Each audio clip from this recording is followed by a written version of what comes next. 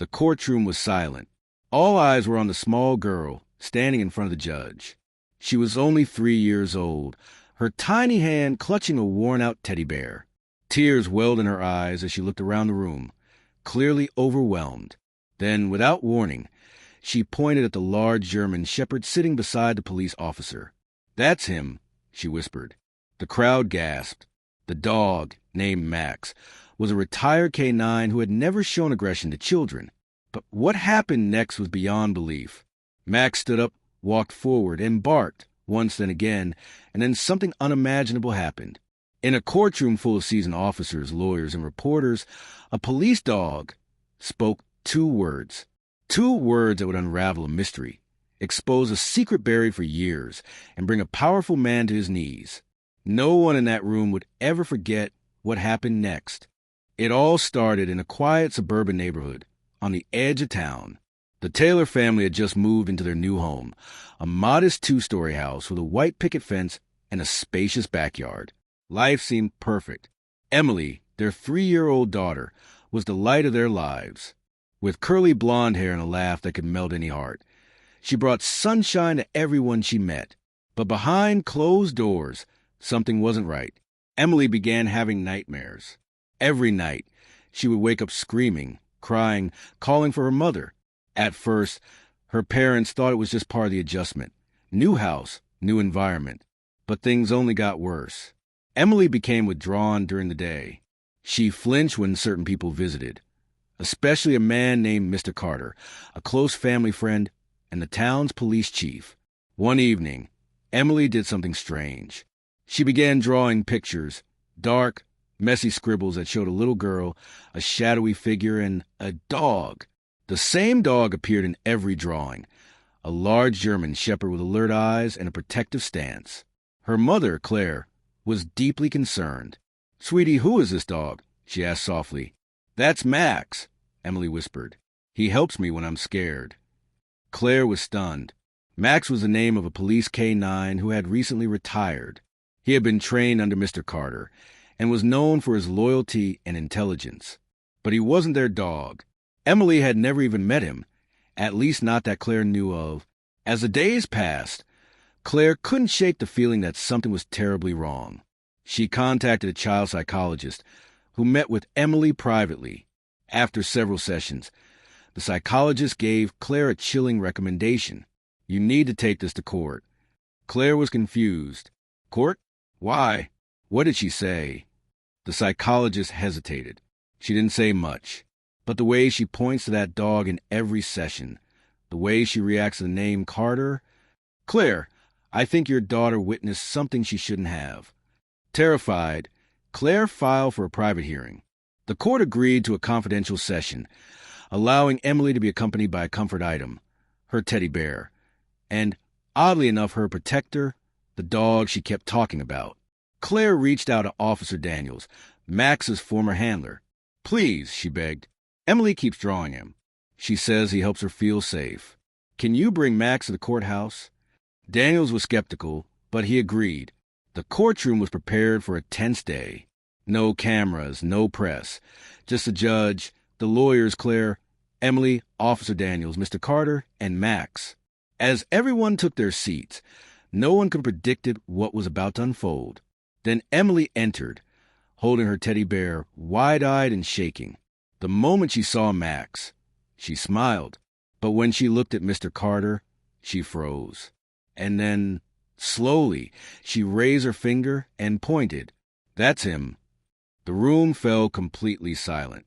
Everyone turned to look at the small girl standing near the witness chair, her tiny hand still raised, pointing at Mr. Carter, the town's respected police chief. His face stiffened. His usual calm, commanding expression cracked for the first time. Emily clutched her teddy bear tighter and took a step back, pressing herself against Max, who stood between her and Mr. Carter like a living wall of protection. The judge leaned forward. "Emily, are you sure?"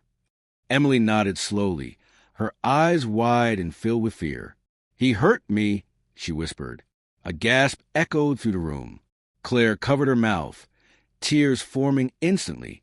Officer Daniels put a hand on Max's back, as if to keep the dog calm. But Max didn't move.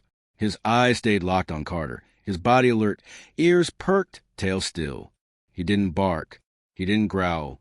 But his presence alone was powerful, like he knew exactly what was happening. The defense attorney jumped to his feet. Your Honor, this is absurd. She's a child. This is a misunderstanding. There's no proof, no evidence. But the judge raised a hand. Sit down, counselor. Let's hear her speak.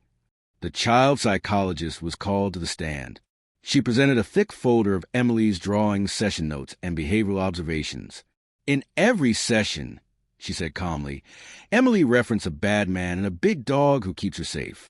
She never once mentioned Mr. Carter by name, until now, but she described his uniform, his badge, even his voice. The prosecutor stood. And the dog, Max, what role did he play in her sessions? He calmed her, the psychologist replied. She opened up more when she believed Max was near. She called him her hero. Mr. Carter suddenly stood. This is nonsense. I've served this town for 30 years. I've trained dogs like Max. I protected families like hers.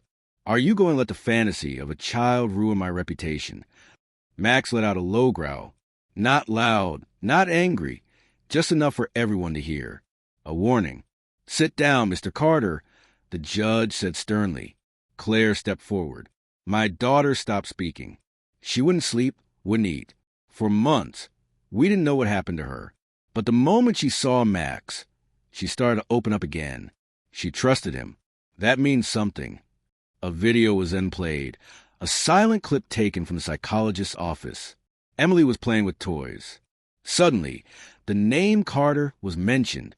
Emily dropped the toy and backed into a corner, covering her ears. Then she pointed to the drawing of the German Shepherd. The courtroom was stunned. Judge Morrison turned to Mr. Carter. Until this matter is fully investigated, you are to be suspended from all official duties. Mr. Carter's face turned pale. This is a mistake, he muttered. But his eyes never met Emily's again. As the courtroom recessed, Max stayed by Emily's side. Quiet, still, but watching, waiting. News spread like wildfire.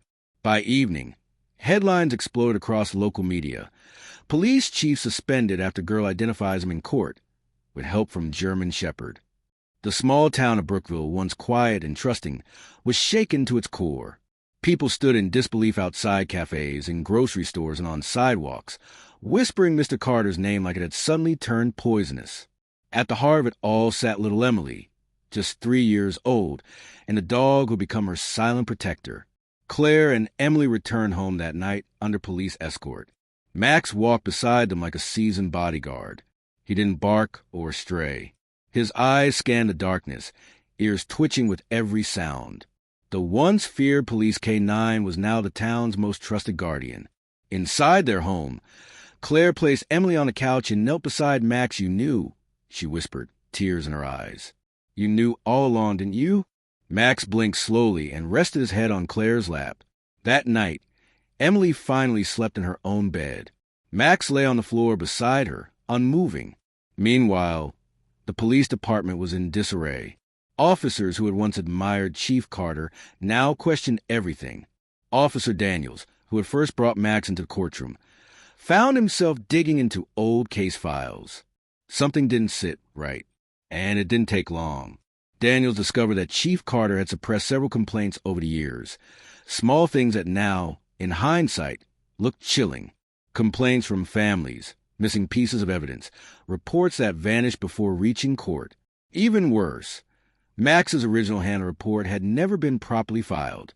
The records claimed Max was retired due to aggression, but Daniels knew better. Max had been dismissed after something happened during a private security job led by Carter, an incident that was swept under the rug. Why? Daniels returned to Claire's house the next morning with a stack of files and photos.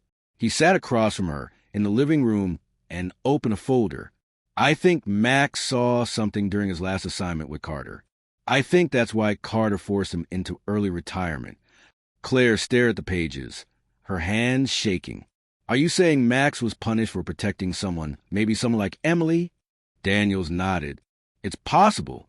Dogs like Max don't forget. Outside, Emily played in the yard, Max just a step behind her, tail gently wagging. Suddenly, she stopped and turned toward Claire and Daniels on the porch. "He's scared," she said softly. Claire blinked. "Who, sweetheart?" Emily's eyes lowered. "The bad man." Max said he's scared now. Daniels looked at Claire, startled. "Did she say—" Max said. Claire whispered. "She hears him. She trusts him more than anyone." Daniels stood up. "Then maybe it's time we start listening to Max, too." A storm was coming, and Max was ready. The next morning, Claire and Max were invited to the local police station. The weight of what they had uncovered had shaken the foundation of the entire town. Max had become a hero overnight, but his role in this case was far from over. The police department, now fully aware of Chief Carter's possible crimes, needed Max to help uncover the truth.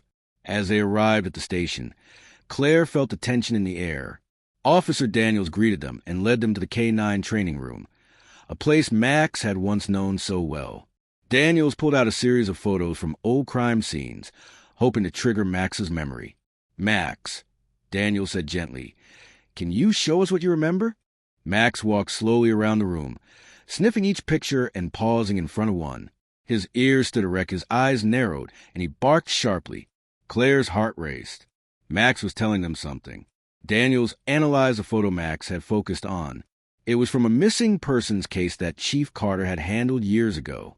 The case had been closed with little explanation. But now, with Max's reaction, they had a new lead. "Looks like Carter was involved in this one," Daniels said, his voice grim. Claire's hands shook as she looked at the photo. But why did Max remember this? Daniels paused. Maybe Max wasn't just protecting Emily. Maybe he was protecting something else. Max, now silent, stood beside Claire, his presence a reminder that this investigation was far from over. As the investigation continued, new revelations began to surface. Officer Daniels and Claire dug deeper into Chief Carter's background, but what they uncovered was beyond anything they had expected. The case that Max had helped crack was just the beginning. Claire was starting to piece together a dark puzzle.